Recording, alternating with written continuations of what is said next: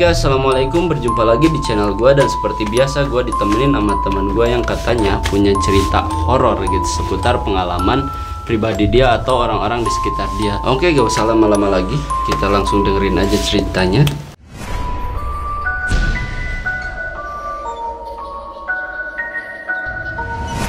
Jadi gimana ceritanya? Dimulai dari apa? Emang kejadiannya soal Jadi apa? gue sebenarnya nyeritain teman gue ya. Dulu tuh kita main ke pantai gitu. Nah dari awal mulai berangkat dari sini, teman gue tuh emang lagi sakit ya, keadaannya agak gitulah pokoknya. Pas di jalan, terus emang malam banget, itu juga berangkatnya malam banget. Terus di suatu tempat dia tuh emang udah ngerasa ya di situ tuh ada sosok makhluk halus mungkin ya.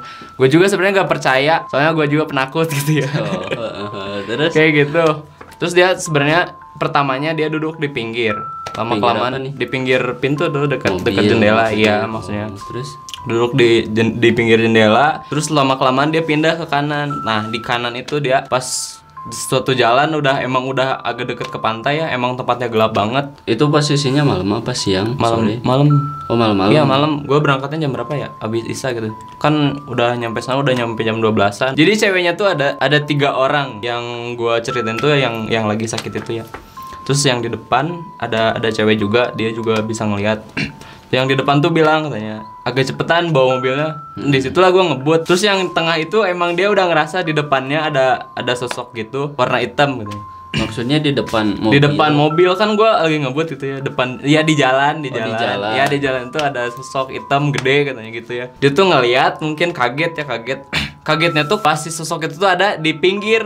Tiba-tiba yang dari tadinya di tengah, di jalan tengah itu. Nah dia tuh tiba-tiba ada di pinggir. Dia langsung ngeliat tuh, teman gue tuh langsung ngeliat. Ternyata kuntai gitulah, kuntai. Oh. Anjay, kuntai. Jadi sosoknya ternyata bukan hitam ya, Iya, tapi bukan putih hitam. mungkin. Iya, jadi dua sosok Oh, ya. iya. Yang di depan pertama hitam.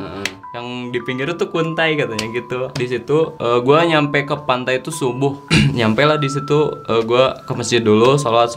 Nah, ya dia tuh kan lagi merah ya, lagi head. PMS, lagi head. Terus Dia sendiri di situ ditinggalin sama teman-teman. Terus si pintu mobil tuh kan kebuka. Nah, dia tuh di pinggir masjid. Di pinggir lagi ada rumah kayak udah tua gitu. Nah di situ dia ngelihat sosok juga, kan pintunya tuh kebuka kan ya. Dia udah ngerasa gak enak perasaan. Terus tiba-tiba dia tuh nutupin pintunya. Tiba-tiba ada di depan mobil tuh ada yang lewat hitam juga sih sama. itu maksudnya sosoknya emang bayangan atau ya semacam Bayangan kuntai yang tadi? yang subuh itu bayangan dia. Terus pagi lah pokoknya udah agak cerah. Kita langsung ke pantai. Itu kan belum nyampe pantainya. Di suatu tempat deket penangkaran penyu kayak gitu kan ada batak tinggi. Kalau misalnya lu tahu gitu. Nah, gua tuh pada turun ya di situ. Dia belum turun sama cowoknya. Masih di mobil. Nah, dia tuh turun lah dari mobil. Terus pas dia nginjak si pasir itu, dia tuh ngerasa apa ya? Ngerasa senang aja gitu ya. Padahal emang biasa aja gitu. Gak tahu emang ada yang ngikutin atau gimana ya, ngasih rasa kayak gitu. Nah, jadi si cewek itu tuh ya, teman gue itu diajak sama cowoknya buat motret di dinding itu yang deket penangkaran penyu. Udah agak rusak gitu sih, kayak apa ya? Kayak bangunan yang bangunan lama kayak gitu. Di salah satu foto itu ada sosok di pinggir dia gitu. Terus pas mau diajak pulang kan udah siang juga. Itu kayak nggak mau gitu, gimana gitu ya, Kayak betah di iya, situ. yang kayak betah gitu. Terpaksa lah pokoknya. Emang udah siang juga, terus pulang lah. Di suatu jalan tuh dia udah kayak gimana ya? Bentar-bentar ke gue bilang, berhenti dulu. Gak tau kenapa gitu ya. Dia muntah-muntah tapi gak ngeluarin apa-apa gitu. Teman-teman juga mungkin ngerasa gitu. aneh aja gitu ya. Maju lagi lah, jalan lagi. Udah sore juga sih, udah asar gitu ya. Kita tuh berhenti dulu di masjid. Di situ dia juga ditinggalin lagi ya. Soalnya anak-anak kan udah lagi pada salat. Dia tuh tiduran di mobil. Pas di mobil itu kan ada bantal warna pink, terus ada pasti kipas gitu, dia megangin kipas sambil tiduran. Kan cowoknya ya udah sholat, dia tuh masuk. Si cewek itu tuh ada di mobil gitu. Pas dia lagi tidur, dia senyum-senyum sendiri sambil megangin kipas kayak gitu. Terus sama si cowoknya itu dibangunin. Pas dibangunin ditanyain sama cowoknya, kenapa dia masih senyum-senyum gitu ya. Langsung sadar. Di situ tuh dia pas lagi tidur itu ada sosok anak kecil. Kata dia tuh dipanggilnya ada pantai gitu ya. Si anak kecil itu minta ke si teman gua tuh yang cewek itu katanya gini, "Kak, aku minta kipas itu," katanya pengen. Terus kata teman gue gini, "Jangan, ini punya teman kakak, gak boleh." Tapi si ade itu tetap minta. Terus lama kelamaan dia tuh kayak ngeliatin keluarganya lah, si ade kecil itu. Mungkin gak tahu korban kecelakaan atau gimana. Oh, keluarga yang emang keluarga anaknya itu yang kecelakaan. Iya, yang kecelakaan itu kayak katanya jadi si keluarganya itu sedih banget. Teman gue tuh kan mungkin penasaran ya, pengen nelusurin. Terus tiba-tiba ada yang ngehalangin juga. Gak usah terlalu dalam katanya, gak usah terlalu pengen ditauin. Nah di situ udah lah ya, si ada itu tuh ngilangnya tuh pas kita udah jalan lagi, udah nyampe Cianjur. Udah nggak ngikut, mungkin udah balik lagi ke jadi alamnya. mungkin itu jin emang yang tinggal di daerah tempat kalian parkir Nah mungkin. kayaknya gitu. Dan dia tahu mungkin ini orang bisa diajak interaksi dan siapa tahu bisa diculik ke dunia Iya. bahasanya mungkin kayak gitu. Sebenarnya sih mungkin ya, jadi si anak kecil itu tuh pengen minta tolong ke teman gua tuh, pengen dikasih tahu ke orang tuanya yang masih ada, mungkin kayak gitu. Kalau kata gua sih nggak kayak gitu Kayaknya cuman itu kan itu paling ya jinnya doang yang pura-pura kayak gitu. Ya, maksudnya kan nggak ada hubungannya orang mati sama yang orang masih hidup, ya udah nggak bisa ngobrol lagi gitu kan. Terus udah lah pokoknya mah dari situ dia kan balik lagi ke Jakarta, dia orang Jakarta. Nah di rumahnya selalu dapat kejadian yang aneh gitu ya. Aneh. Tiap dia tidur kan emang suka rep-repan dia mah ya. Terus dia tuh didatengin sama kayak ya sosok putih gitu ya, kayak nona Belanda gitu. Udah kayak gitu. Terus ada lagi dia tuh didatengin lagi sama anak sekolah gitu yang katanya apa, rambutnya tuh diikat kayak gitu, terus mukanya hitam cuman gak diliatin. Nah yang terakhir dia didatengin juga anak sekolah, ngasih piring kayak gitu, piringnya piring zaman dulu.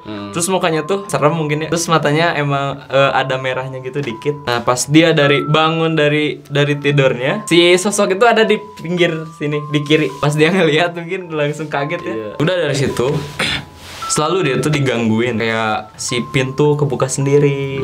Terus ada dari pintu ngeliatin gitu, mungkin ada apa? Ada sosok ya. Dia tuh emang udah biasa dari dulu, dia emang suka ngeliat kayak gitu. Cuman di situ emang bedanya emang pas pulang dari pantai itu ada sosok juga dari jendela dia. Terus mungkin dari sekarang jadi di hatinya tuh suka ada yang ngebisikin kalau misalkan ada masalah gitu, misalkan dia sama cowoknya atau gimana, si cowoknya ngebohong, dia tahu. Jadi ya ada yang bisikin kalau itu tuh bohong, itu tuh benar atau gimana gitu ya. Pas abis kejadian dari pantai iya, itu. jadi emang benar pas si cowoknya ngebohong itu, dia kan udah ada yang ngasih tahu ya.